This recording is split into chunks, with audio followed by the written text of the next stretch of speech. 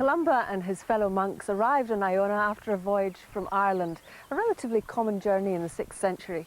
And this week, across the water there on the coast of Northern Ireland, they're preparing to do it again in the wake of Columba.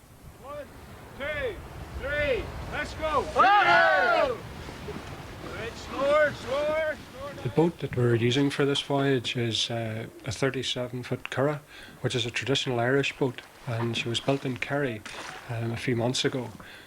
The reason for the journey is to bring together people from the various religious backgrounds in Ireland, and that's reflected in the crew. In researching the voyage, it has been very interesting for us to see that in the days of Columba there was division, and really many of the situations that we find today in Ireland were reflected in his day.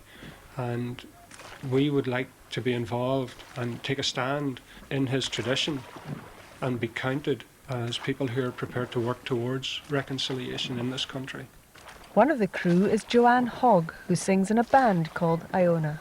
Well, the first time that I heard about this trip, I immediately felt excited.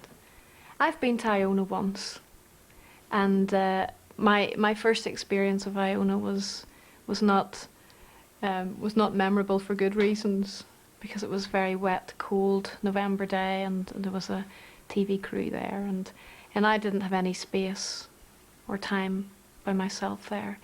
And I think for me, this is my opportunity to make my voyage to Iona, and I can't think of a more appropriate way to do it than actually to go the same way that Columba, as he's known in Ireland, went there.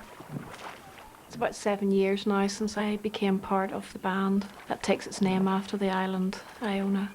And that whole period of Christianity and the lives of the saints of that time has inspired us, inspired many of the songs that we've written.